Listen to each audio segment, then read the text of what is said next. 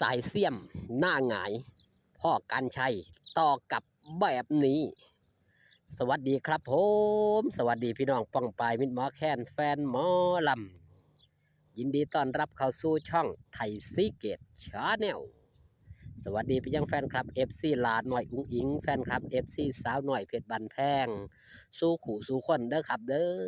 อมื้อนี้ครับคิวงานสาวหน่อยเพชรบันแพงเล่นอยู่ที่วัดผาสุการามอำเภอวารินชำราบจังหวัดอุบลราชธานีอุบลคือเก่าคือเดิมมื้อคืนครับเป็นจังไดแน่น้องานบ้านพ่อการชัยพี่น้องมิตรหมอแคทแฟนหมอลำหลายผู้หลายคนได้เข้าไปเบิ่งทางไลฟ์สดก็ดีเบิ่งหน้าเวทีก็ดีได้เห็นภาพบรรยากาศแสนอบอุ่นสำหรับพ่อการชัยลาน้อยอุ๋งอิง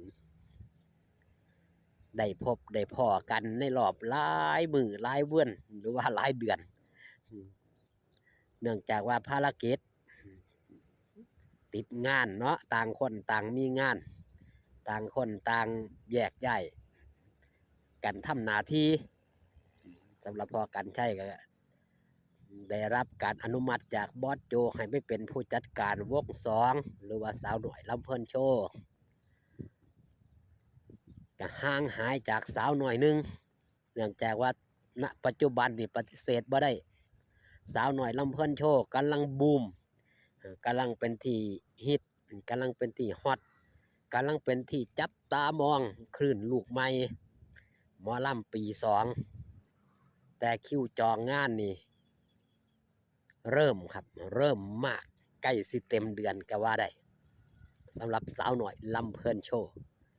พอกันใช้ได้ประกาศบอกสายเสียมเมื่อคืนอย่ามาเสียมให้เสียอารมณ์พอคนก็ยังฮักกันคือเก่าต่างคนต่างทำหน้าที่เฮาสิเห็นพักหนึ่งสายเสียมเนาะมักสิไปป่วนมาทางช่องพ่อแม่อุ้งอิงเป็นส่วนมากสิไปป่วนทั้งช่องพ่อการใช้บ่ได้สนใจอีหยังมากมายสายเสียมหน้าแหกหน้าหงายไปตามกันนี่คือความหักนี่คือความแห้งนี่คือบุญนำผ้าวาสนาน้ำตองวาสนานำทรงให้มาพบให้มาพอกันสำหรับหลาน้อยอุ้งอิงพอกันใช้ตลอดระยะเวลา3 ปีกว่าที่ได้คบกันนี่ละได้พบได้พอกันได้อุดหนุนจุนเจือพอกันใช้กันได้เห็นตั้งแต่แรกเริ่มเดิมที่ตั้งแต่บ้านหลาน้อยอุ้งอิงยังอยู่ข้างคอกงัวเนาะมีคอกงัวไปผูกเปนอนอยู่ในคอกงัวคุณพี่น้องมิตรหมอแคนแฟนหมอลำร้องไปเบิ่งคลิปเก่าๆก็สิได้เห็นว่าพอการใช้ไปนอนในคอกงัวมองที่ลาน้อยอุ้งอิงนอนเก่านั่นแหละครับไก่แถวนั้นบริเวณคอกงัวเก่าแต่ณปัจจุบันก็เป็นบ้านหลังใหญ่บ้านหลังงามแล้วคอกงัวก็ได้ขยับขยายออกไปเอาไปไว้ด้านนอกเนาะบริเวณบ้านหลาน้อยอุ้งอิงกันเลยกลายเป็นบริเวณห้องพักห้องเศร้าจากพื้นดินกลายเป็นพื้นคอนกรีต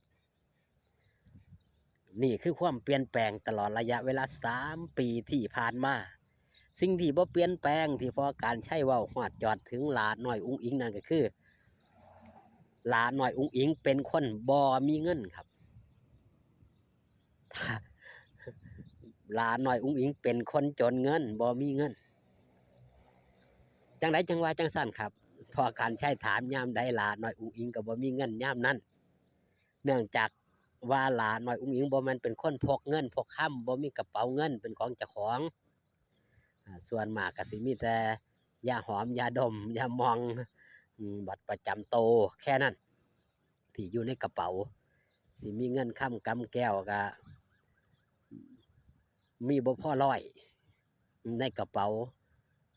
พอถ้าอยากได้หยังก็แล่นไปขอแม่นี่คือสิ่งที่หลาน้อยอุ้งอิง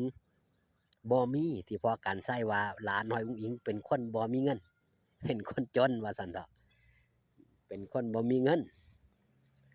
การที่ได้ซอยเหลือนั่นก็คือความรักนั่นก็คือความแพงนั่นก็คือความผูกพันครับ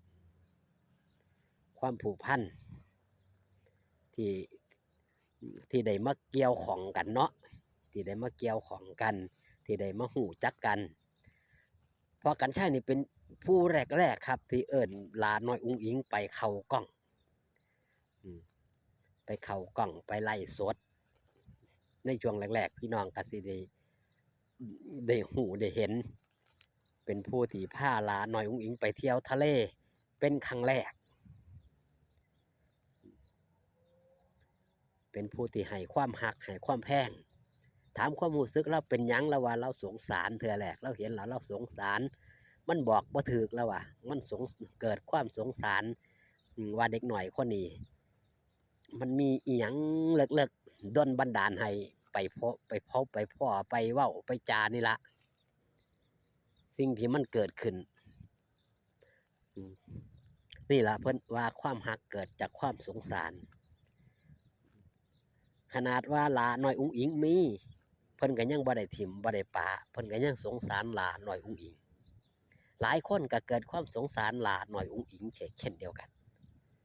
เพราะการใช้นี่เป็นผู้หนึ่งครับเป็นผู้แรก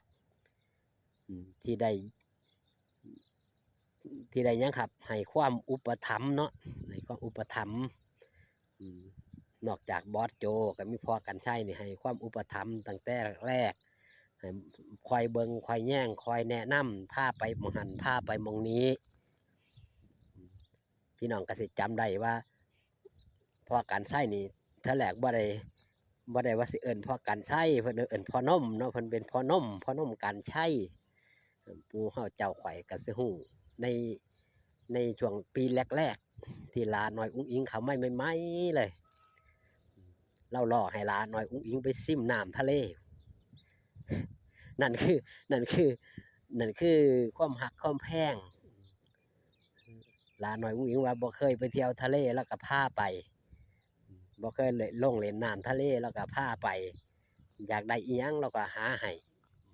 คอยเบิ่งคอยแย่งคอยประคบประหงมคอยให้คำแนะนำหลาน้อยอุ้งอิงเป็นผู้หนึ่งผู้เดียวที่พอการใช้นี่บ่กล้าเว้าคำรุนแรงนำนั่นคือสิ่งที่เกิดขึ้นในความเป็นจริงผู้อื่นพอการใช้นี่ด่าเบิดเลยเว้นหลาน้อยอุ้งอิงเอาสำหรับคลิปนี้ขอบคุณพี่น้องปังปายเด้อครับเด้อที่เข้ามาเบิ่งขอบคุณพี่น้องปังปายที่เข้ามาแย่งช่องไทยซีเกตชาแนลพ่อกันคลิปหน้าสบายดีครับผม